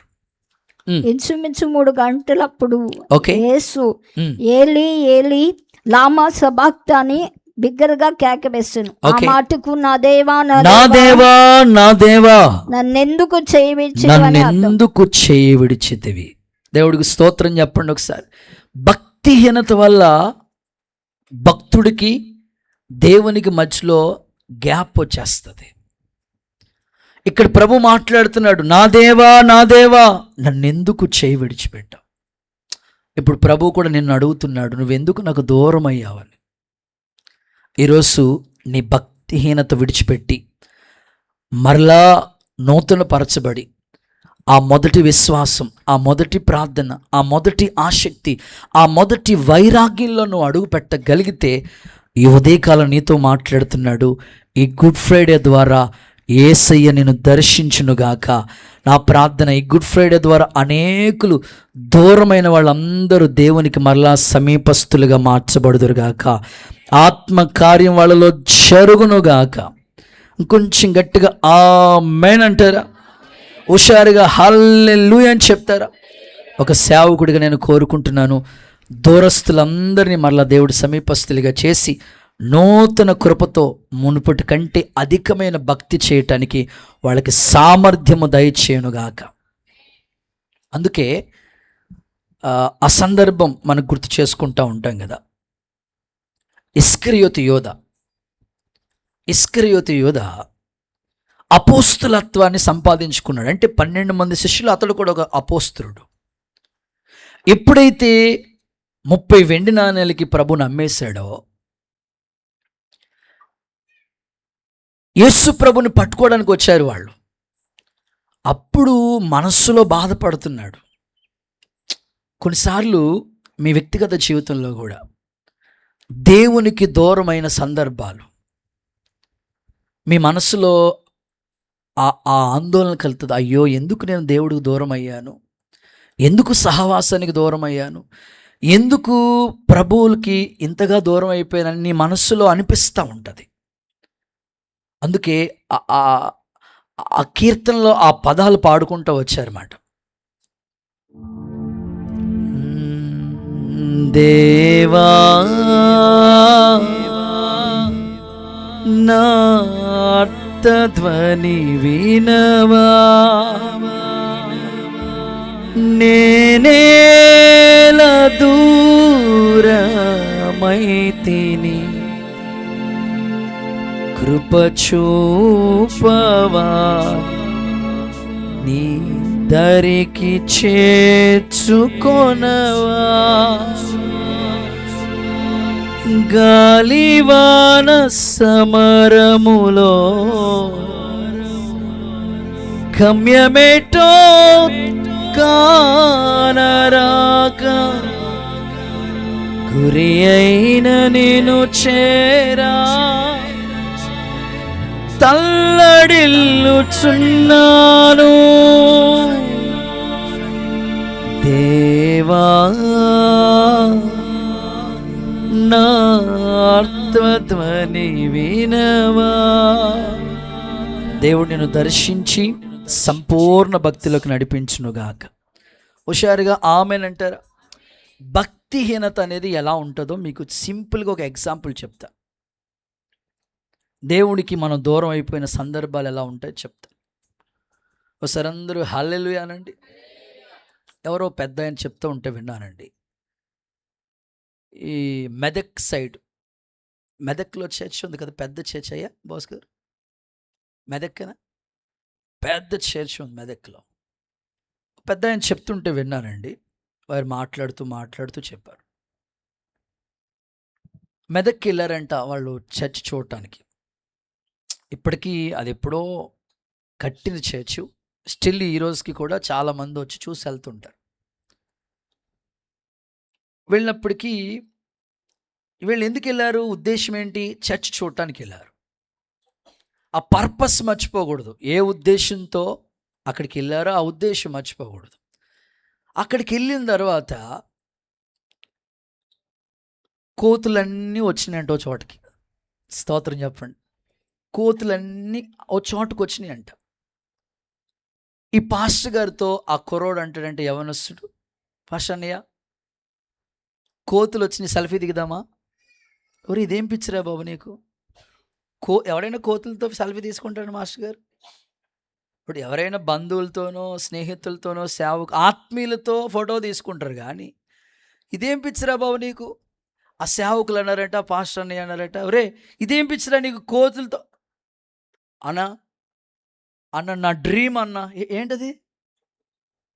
ఏంటి కోతులతో ఫోటో తీసుకోవడం డ్రీమా? ఒరే ఏంట్రా అది? వద్దురా బాబు అన్నా, మీరేంటి ప్రతిదానికి బైబిలే స్తోత్రం. ఒరే ఏట్రబ్బా, మనం వచ్చింది చర్చ్ చూడటానికి వచ్చాము. ఇప్పుడు మీరు వచ్చారు ఎందుకొరకు? గుడ్ ఫ్రైడే, ప్రభు సిలువ త్యాగం దర్శనం, ఆయన జ్ఞానం చేసుకుని ప్రభు దగ్గర కన్నీళ్లతో ప్రార్థన చేసుకుని వెళితే ఆ కృప దేవుడు మిమ్మల్ని వెంటాడుతాడు. ఆ వచ్చిన పర్పస్ మర్చిపోతే ఎలా? ప్రార్థనలో ఉండకుండా, వాక్యంలో వినకుండా ఆ వచ్చిన పర్పస్ మర్చిపోతే ఎలా? కోతుల దగ్గరికి వెళ్ళి ఫోటో తీసుకుంటానంటాడు ఈ మనిషి. సరే వద్దన్నా సరే ఎనరు కదండి, కొంతమంది వద్దురా బాబా అని ఎనరు. సరే అని లోపల అక్కడెక్కడో దాచిపెట్టాడనమాట ఆ సెల్ ఫోన్, ఆ బ్యాగులన్నీ కూడా. ఈ లోపల వెళ్ళి ఆ ఫోన్ తీసుకోవడానికి వెళ్ళి వచ్చే లోపల కోతులకు ఉండే కృప ఏంటంటే ఒక్క చోట తిన్నంగా ఉండవు. స్తోత్రం చెప్పండి అమ్మా. వచ్చి ఆ సెల్ ఫోన్ తీసుకొచ్చే లోపలనే ఎక్కడో అక్కడే గప్ చెప్పినట్టు ఒక్క కోతి కూడా లేదు అక్కడ. నేను ఎందుకు ఈ సందర్భాన్ని మీకు చెప్పానంటే, నీ మనసు కూడా కోతి లాంటిది ఏమనుకోవద్దు. స్తోత్రం చెప్పు ఒకసారి గట్టిగా వెళ్ళి చెప్పండి. ఒక్క చోట నువ్వు తిన్నంగా నీ మనసు స్థిరంగా ఉండదు. కొంతసేపు ప్రార్థన అంటావు, అప్పుడే మూసేస్తావు. కొంతసేపు వాక్యం అంటే అప్పుడే మూసేస్తూ ఉంటావు. ఏంటో నీ మనసు అసలు కుదిరే ఉండదు కదా. ఇది భక్తిహీనత. నా ప్రభు భక్తిహీనులుగా ఉన్న మనల్ని భక్తిపరులుగా చేయటానికి సిలువలో ప్రాణాన్ని అర్పించాడు. ఈరోజు నిజంగా నువ్వు మనసును దృఢపరచుకోగలిగితే, స్థిరపరచుకోకుంటే, దేవుని కృప నిన్ను ఆవరించి బండ మీద కట్టబడిన కుటుంబం వల్ల నీ ఇంటిని మలచునుగాక. నీ భక్తిని దేవుడు స్థిరమైన పునాది మీద నిలుపునుగాక. గుడ్. నీలో ఏ మాత్రం కొంచెం కూడా భక్తిహీనత లేకుండా దేవుడు నిన్ను స్థిరపరచునుగాక. రైట్. ఇక 4, 5, 6 మాట త్వరగా 4 అయిపోయినట్టున్నాయి కదా, ఇంకా 3 మాటలు ఉన్నాయి. మీకు ముచ్చటగా 3 మాటలతో త్వరగా ముందుకెళ్ళిపోతాం. 5వది, ఎందుకు ప్రభు సిలువలో ప్రాణం త్యాగం చేశాడు, ఎందుకు చనిపోయాడు ఆయన? 5వ మాట, గలతీ పత్రిక 3వ అధ్యాయం 14వ వాక్యం చూడండి ఒకసారి. గలతియన్ చాప్టర్ 3:14. ఇందు మూలముగా మ్రాను మీద వేలాడు ప్రతివాడు శాపగ్రస్తుడని రాయబడి ఉన్నది. చదవక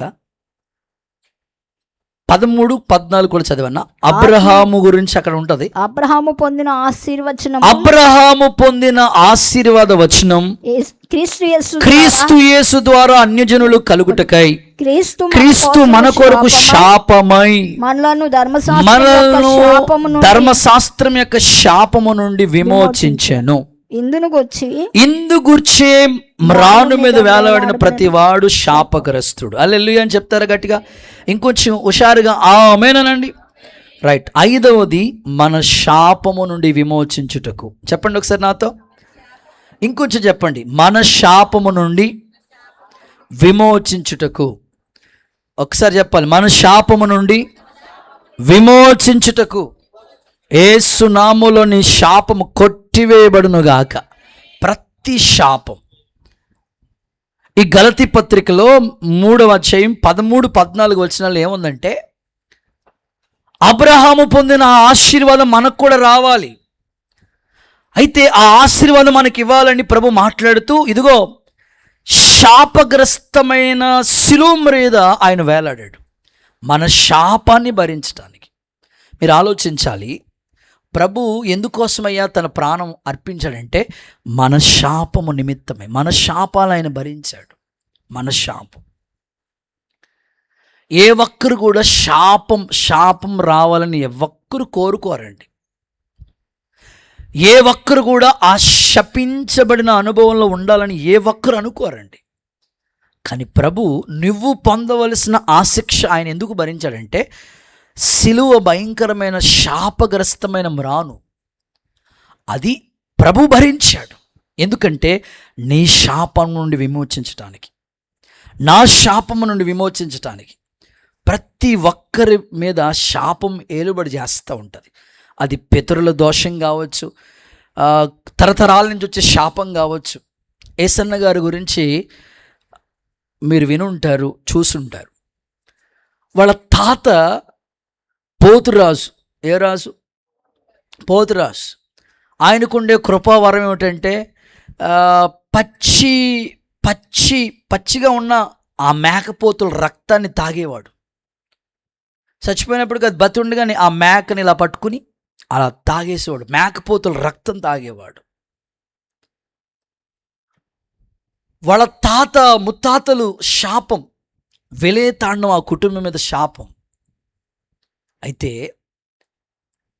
కొంతకాలానికి రోజులు సంవత్సరాలు గడిచిపోతున్నప్పటికీ ఇతనికి ఒక ఏజ్ వచ్చినప్పటికీ, ఒక యుక్త వయసు వచ్చినప్పటికీ, ఇతడు ఈ దైవజనుడు అప్పటికి ఇంకా సేవకుడు అవ్వలేదు. ఏసన్న గారు కుర్రోళ్ళలాగా ఉన్నాడు. 16-15 సంవత్సరాల వయసులో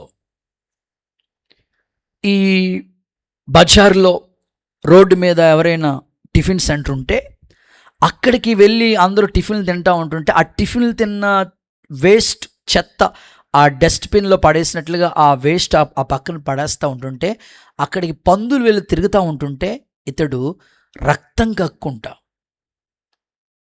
ఆ పందులతో సహవాసం చేస్తూ ఉండేవారట. ఊర్లో వాళ్ళందరూ అనేవారంట, ఒరే పోతురాజు వీళ్ళ తాత మేకల రక్తం, గొర్రెల రక్తం తాగేవాడు, ఆ శాపం ఈయన మీద ఏలుబడి చేసిందిరా, ఆయన తాగిన రక్తం వీడు కక్కుతున్నాడు అని ఊరందరూ అలా అనుకుంటూ ఉండేవారంట. ఒక్కరు కూడా సహాయం చేసేవాళ్ళు లేరు, అనుకునేవాళ్ళే. కానీ అదే సమయంలో ఒక చోట ప్రార్థన కూడిక జరుగుతూ ఉంటుంటే జనరల్గా వెళ్ళి కూర్చున్నాడు ఆయన. ఆ రోజు ఒక వెలుగు ఆయన మీద ఉదయించింది. దేవునికి స్తోత్రం. ఆయన శాపమంతా తొలగిపోయింది. దేవునికి స్తోత్రం. ఎంతగా ఒక్క మనిషి ఆశీర్వదించబడిన స్థితిలోకి వెళ్ళిపోయారు చూడండి. ఈరోజు నా ప్రార్థన, మీ ఇంటి మీద మీ పితరుల దోషం, మీ ఇంటి మీద మీ తాత ముత్తాతలు చేసిన అపరాధం దోషం ఒకవేళ ఏలుబడి చేస్తూ ఉందేమో, ఒకవేళ తరతరాల శాపం మీ ఇంటి మీద ఉందేమో. కొన్ని కుటుంబాల్లో చూస్తూ ఉంటుంటే శాపం అంటే ఎంత వేదనో తెలుసండి. విజయవాడ చార్లెస్ జాకబాయ్ గారు సందర్భంలో చెప్పారండి, ఓ తల్లికి సరిగ్గా 5వ నెల ప్రెగ్నెంట్, 5వ నెల వచ్చినప్పటికీ ఆ లోపల ఉన్న శిశువు అబార్షన్ అయిపోతుంది. సరిగ్గా 5వ నెల వచ్చినప్పటికీ అయిపోతుంది. అలా ఒకసారి కాదు, ఇంచుమించు 3 సార్లు అలా జరిగింది. ఆ కుటుంబం మీద ఒక శాపం. అప్పటికి ఇంకా తల్లి దేవుని దగ్గరికి రాలా. ఒక మీటింగ్లోకి తీసుకుని వెళ్ళారట. తీసుకుని వెళ్తే దైవ సేవకుల దగ్గర ప్రార్థన చేయించుకోవడానికి తీసుకుని వస్తే ఒక్కటే ఆ దైవజను నోట చెప్పారంట, ప్రభా ఈ పితరుల కుటుంబం మీద ఉన్న శాపం ఈ కుటుంబం మీద ఏలుబడి చేస్తుంది. ప్రతి శాపం నువ్వు సిలువలో విరగ్గొట్టావు కదయ్యా, ప్రతి శాపం నువ్వు భరించావు కదయ్యా. యేసు నామములో ఈ కుటుంబం మీద ఏలుబడి చేస్తున్న ప్రతి శాపం, ఈ కుమార్తె మీద ఏలుబడి చేస్తున్న ప్రతి శాపాన్ని నేను బంధిస్తున్నానని సిలువ రక్తాన్ని ప్రోక్షించి ప్రార్థన చేశారంట. అద్భుతంగా ఆ కుమార్తె చక్కని బిడ్డకు జన్మనిచ్చింది. చప్పట్లు కొడుతూ ఒకసారి యేసయ్యకి మహిమ చెల్లిద్దాం. ఒక దైవజనుడిగా నేను కోరుకుంటున్నాను, నీ ఇంటి మీద ఏ శాపం ఉందో, ఎన్నోసార్లు నువ్వు ప్రయత్నం చేస్తున్నావు, అది నీ వల్ల కావట్లేదు, అది నీకు సొంతం కావట్లేదు. అది ఉద్యోగమో కావచ్చు, సంతానమో కావచ్చు, వివాహమో కావచ్చు, లేకపోతే నీ కుటుంబంలో ఏ ఆశీర్వాదమైనా కావచ్చు, అది నీ దగ్గరికి రాకుండా అడ్డొచ్చే ప్రతి శాపము యేసయ్య తొలగించునుగాక. దీనికి అనుబంధంగా ఐదవ మాట యోహాను సువార్త 19:28. C minor. యోహాను సువార్త 19:28. యేసు చెప్పి లేఖనములు నెరవేరినట్లుగా నేను దప్పికొంటున్నాను. దేవుడికి స్తోత్రం చెప్పండి ఒకసారి. సో ఇది ఆయన దాహం. మన శాపాన్ని ఆయన భరిస్తూ ఉన్నాడు. నేను దప్పికొనుచున్నాను. ఏమండి, ఒకళ్ళ దోషం ఎవరిలో అయినా చిన్న లోపం ఉంటే అమ్మో నాకు తెలియదు అంటారు, నేను తీయలేదు అంటారు. కానీ ప్రభు మన శాపాన్ని ఆయన భరించాడు, మన భారాన్ని ఆయన భరించాడు. అందుకే ఆ కీర్తనలో ఈ పదాలు ఉన్నాయి కదా,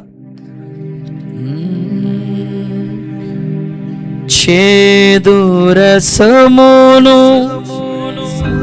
పానము చేసెను జీవయాగము, సిలువలో వ్రేలాడే నీ కొరకే. అందరూ యేసు పిలచుచుండే,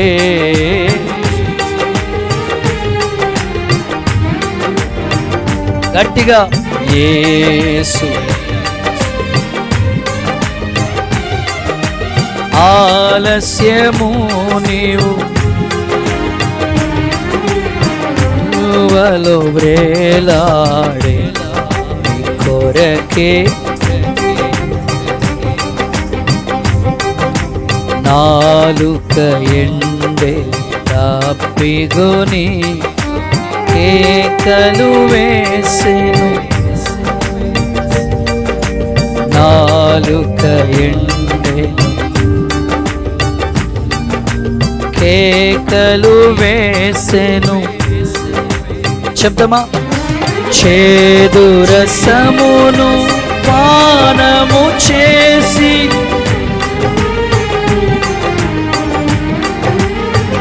అయ్యా, చేదు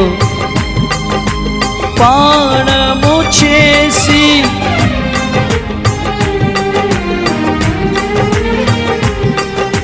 సిలువలో వ్రేలాడే నీ కొరకే,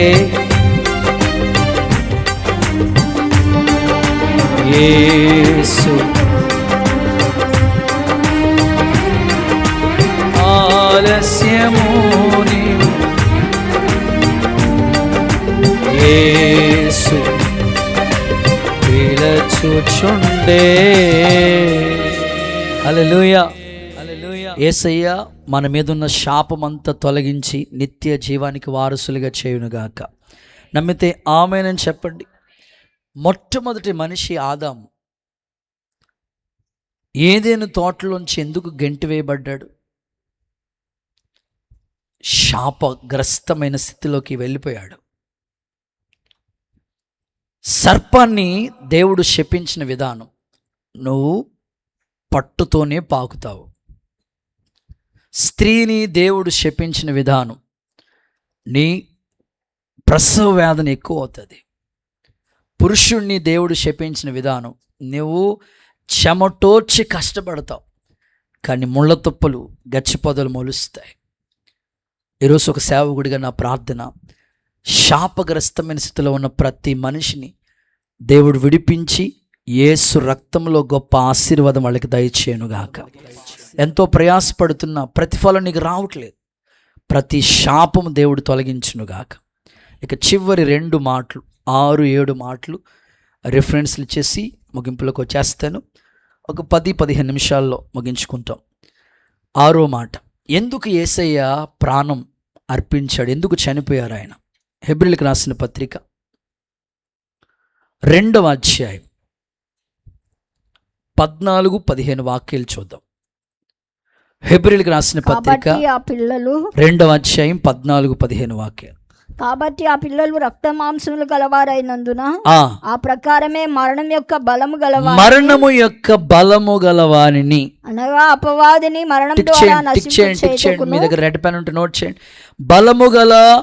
మరణము యొక్క బలము గలవారిని అనగా అపవాదిని తన మరణము ద్వారా నశింప చేయుటకు జీవితకాలమంతా మరణ భయము చేత దాస్యత్వమునకు లోనైన వారిని విడిపించుటకు ఆయన కూడా రక్త మాంసములో పాలివాడయ్యను. ఆమేనంటారు ఒకసారి గట్టిగా బిగ్గరగా హల్లెలూయా చెప్తారా? రైట్. 6వది, ఎందుకు ఆయన సిలువలో ప్రాణం అర్పించాడు, ఎందుకు ఆయన మరణించాడు, ఎందుకు ఆయన చనిపోయారు అని అంటే 6వది, అపవాది క్రియలను నశింపచేయుటకు. అపవాది క్రియలను, మరణము యొక్క బలము గల అపవాదికి ఉండే బలం ఏంటంటే మరణం. ఈ అపవాది మరణం యొక్క బలము కలిగి ఉంటే, అందుకే ప్రభు చెప్పారు, మరణమా నీ ముల్లెక్కడ? మరణపు ముళ్ళు పాపం. ఆ పాపాన్ని విరిచి అపవాది క్రియలను నశింప చేయటానికి. నిజమేనండి, అపవాది భయంకరమైన క్రియలు చేసి మనిషిని దేవునికి దూరం చేసింది. ఒక మాటలో చెప్పాలంటే అపవాది క్రియలు ఎలా ఉంటాయో చెప్తాను. అపవాది దురాలోచన పుట్టిస్తాడండి. నువ్వు మంచివాడివే, నువ్వు వ్యక్తిగతంగా జెన్యూన్గా అన్ని విషయాల్లో మంచివాడివే, కానీ అపవాది చేసే పని ఏమిటంటే దురాలోచన పుట్టిస్తాడు. ఇస్కరియోతు యూదా ఎందుకు అలాగా ప్రభు నమ్మేయాలనే ఆలోచన వచ్చిందంటే అపవాది పుట్టించాడు. అపవాది క్రియలు ఏంటో తెలుసండి, శోధిస్తూ ఉంటాడు. అపవాది క్రియలు ఏంటో తెలుసండి, మోసం చేస్తూ ఉంటాడు. ఇవన్నీ దేవుడు ఎందుకు ప్రాణాన్ని అర్పించాడంటే అపవాది క్రియలన్నీ నాశనం చేయటానికి. నమ్మితే ఒకసారి అందరూ ఆమేనని చెప్తారా? గట్టిగా హల్లెలూయా చెప్తారా? ఒకసారి చూడండి, అపవాది క్రియను గురించి చదివిస్తాను. అపవాది క్రియ, ప్రకటన గ్రంథం 12వ అధ్యాయం 9వ వచనం చూడండి. అపవాది క్రియల గురించి చెప్తాడు అక్కడ. ఒక మాట చదువుకుందాం. ప్రకటన 12:9. కాగా సర్వలోకాన్ని మోసం చేస్తూ అపవాది అని సాతానని పేరు కలిగిన వాడు, ఆది సర్పమైన ఆ మహాఘట సర్పం పడద్రోయబడింది. అది భూమి మీద పడద్రోయబడెను, దాని దూతలు దానితో. చూడండి సందర్భాన్ని అక్కడ ఏం చెప్తున్నాడంటే, అపవాది సాతాను సర్వలోకాన్ని మోసం, వాడి డ్యూటీయే మోసం చేయటం. ఇదిగో ఈ మోసపు క్రియలతో ఉన్న అపవాది క్రియలను నాశనం చేయటానికి దేవుడు సిలువలో ప్రాణాన్ని అర్పించాడు. దేవునికి స్తోత్రం. అందుకే దీనికి అనుబంధంగా ప్రభు 6వ మాటలు ఏమన్నాడంటే సమాప్తమైనది. ఏం సమాప్తం చేసావు ప్రభా నువ్వు అని అంటే, అపవాది తలను చితక్కొట్టాను. దేవుడికి స్తోత్రం. హుషారుగా చెప్పండి, ధర్మశాస్త్రాన్ని నేను సమాప్తం చేశాను. ప్రభు అపవాది క్రియలన్నిటినీ లయపరచడానికి ఆయన ప్రత్యక్షమైన అనుభవాలు. మీకు క్లియర్గా అర్థం అవడానికి ఒక జనరల్గా ఒక చిన్న ఉదాహరణ చెప్తా, చిన్న ఎగ్జాంపుల్ చెప్తా. చేతుల పైకెత్తి అందరూ ఒకసారి హల్లెలూయా చెప్తారా? అమెరికా దేశంలో జరిగిన ఒక చిన్న సంభవం. అదేమిటంటే, అమెరికా దేశాన్ని అధ్యక్షుడిగా ఉన్న అబ్రహాం లింకన్, ఆయన అమెరికా దేశానికి అధ్యక్షుడిగా ఉన్న కాలంలో జరిగిన అనుభవం, ఒక సందర్భం చెప్తా. ఆయన ఆ దేశానికి అధ్యక్షుడిగా ఉన్నాడు. ఆయన ఉన్న కాలంలో ఒక ఆలోచన. ఏంటి ఆ ఆలోచన అంటే, నేను పరిపాలన చేస్తున్న ఈ కాలంలో సాధారణంగా ఖైదీలను ఆయా సందర్భాల్లో విడుదల చేస్తూ ఉంటారు. ఏ ఏ సందర్భాలంటే మన ఇండియాలోకి వస్తే జనరల్గా చెప్పుకోవాలంటే అక్టోబర్ 2వ తారీఖున ఖైదీలను విడుదల చేస్తారు. ఆగస్టు 15వ తారీఖున విడుదల స్వతంత్రత వచ్చిందని కొంతమంది ఖైదీలను విడుదల చేస్తారు. ఇంకా జనవరి 26వ తారీఖు ఇలాగ మెయిన్ ప్రత్యేకమైన రోజులు గుర్తుపెట్టుకుని ఆ సమయాల్లో ఖైదీలను విడుదల చేస్తూ ఉంటారు. ఈ అమెరికాలో కూడా అబ్రహాం లింకన్ గారు ప్రెసిడెంట్గా ఉన్నప్పుడు తను కూడా ఇలా అనుకున్నట్ట ఖైదీల్లో కొంతమంది పరివర్తన చెందిన వాళ్ళని, కొంతమంది జైలుకి రాకముందు ఒకలాగా ఉంటారు, వచ్చిన తర్వాత అక్కడ ఖైదీల మధ్యలో ఆ జైల్లో చెరసాల్లో ఆ ఊసలు లెక్కెట్టుకుంటున్నప్పుడు ఎందుకు చేశాను రా బాబు ఈ బాధ, ఎందుకు వచ్చాను రా బాబు అని వాళ్ళలో పశ్చాత్తాపం వస్తుంది. అలాగే ఈయన ఏమనుకున్నాడంటే పశ్చాత్తాపం చెంది పరివర్తన చెందిన వాళ్ళని విడుదల చేద్దామనుకుని ఆయనే ఓన్గా బయలుదేరి వెళ్ళాడంట. వెళితే ఒక ఖైదీని పర్సనల్గా పిలిచి అడిగాడంట, బాబు నువ్వెందుకు జైలుకి వచ్చావు, అసలు నువ్వు జైలుకి రావడానికి గల కారణం ఏంటని ఆ ఒక ఖైదీని ఇలా అడిగాడంట. అడిగితే తాను చేసిన తప్పిదాన్ని సరిగ్గా ఒప్పుకోవాలి, కానీ ఒప్పుకోకుండా ఎలా మాట్లాడుతానంటే ఆ ఖైదీ, అయ్యా నేను ఈ జైలుకి రావడానికి కారణం ఏంటంటే నేను బస్సులో ప్రయాణమే వెళ్తున్నానయ్యా, వాస్తవంగా నేను దొంగతనం చేయను, కానీ నా జేబు అనుకుని పక్కోడి జేబులో చేయటేశాను. స్తోత్రం చెప్పండి. ఏంటి ఎవరి జేబో తెలియదండి, నా జేబు అనుకుని పక్కోడి జేబులో చేయబెట్టేశాను. ఆ డబ్బులు దొరికిన టికెట్ వెంటనే అరెస్ట్ అన్నారు, తీసుకో జైల్లో పడేశారయ్యా. నేనైతే పొరపాటున ఏమి దొంగతనం చేయనయ్యా. చూడండి ఎంత అతిక్రమాలు, ఎంత చక్కగా ఒప్పుకుంటున్నాడు చూడండి. అలాంటి వాళ్ళందరూ సరే హల్లెలూయా చెప్పండి, హల్లెలూయా. ఇప్పుడు చెప్పరు. ప్రభా, కొంతమంది ప్రార్థన ఎంత విచిత్రంగా ఉంటుందంటే, ప్రభా ఏదైనా తప్పిదం చేసుంటే, నీ మనసుకు తెలియదా చేసావో లేదో. సరే రెండో వాడిని అడిగాడంటే ఏడైనా ఒప్పుకుంటాడేమో, ఎంత మార్పు వచ్చిస్తుందో చూద్దాం అనుకుని వెళ్తూ ఉంటుంటే వాడు, అయ్యా అది మా గేట్ అనుకున్నాను, బ్యాంక్ గేట్ అది. స్తోత్రం చెప్పండి ఒకసారి. అది మా గేట్ అనుకున్నాను, అదే బ్యాంక్ గేట్ అయ్యా. అచ్చం బీరువా మా ఇంట్లో ఉండే బీరువా అలాగే ఉంది, బ్యాంకు బీరువా. అచ్చం తాళాలు కూడా సేమ్ సరిపోయినాయి. అనుకున్నాయా తీసేసుకున్నానయ్యా, అందుకని తీసుకొచ్చారు. చూడండి తప్పు ఒప్పుకోవట్లేదు. సరే మూడోవాడైనా సరే ఎంత పరివర్తన ఈ జైల్లోకి వచ్చిన తర్వాత ఏమైనా మార్పు చెందుతారేమో అని చూద్దామని ఇంకొకటి దగ్గరికి వెళ్తే వాడు ఒప్పుకుంటున్నాడట, అయ్యా నాలంటోడు ఇక్కడ ఈ భూమి మీద ఉండకూడదయ్యా, నేను పచ్చి తాగుబోతున్నయ్యా, భయంకరమైన సాడిస్తున్నాయ్యా, భార్యని టార్చర్ పెడతాను, పిల్లల్ని చూడను, నాలంటోడు అసలు భూమి మీద ఉండకూడదయ్యా. తాగిన మైకంలో నా దగ్గర ఆ రోజు డబ్బులు కూడా లేకపోతే మా భార్య పిల్లోడికి పాలు ప్యాకెట్ కొందామని దాచిన డబ్బులు, నా దగ్గర డబ్బులు లేకపోతే ఆ పాలు ప్యాకెట్ కని దాచిన డబ్బులు కూడా లాక్కుని వెళ్ళిపోతాను, నాకు ప్యాకెట్ కావాలి. దేవుడికి స్తోత్రం.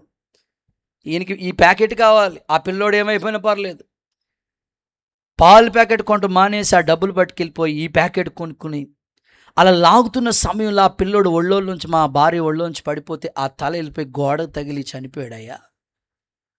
వెంటనే నన్ను జైల్లో తీసుకొచ్చారు. నాలాంటి దుర్మార్గుడు ఈ భూమి మీద ఉండకూడదయ్యా.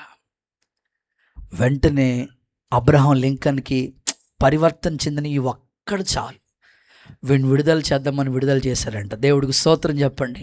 ఈరోజు ఈ గుడ్ ఫ్రైడే సందర్భంగా దేవుడి నుంచి కోరుకుంటుంది ఏంటంటే, నీలో ఎంత పరివర్తన వచ్చింది, సమాప్తమైనది. చదవలేదు కదా ఇంకా, మీరు అందులోకి రాలే కదా. 6వ మాట సమాప్తమైనది తీయండి. యోహాను సువార్త 19:30.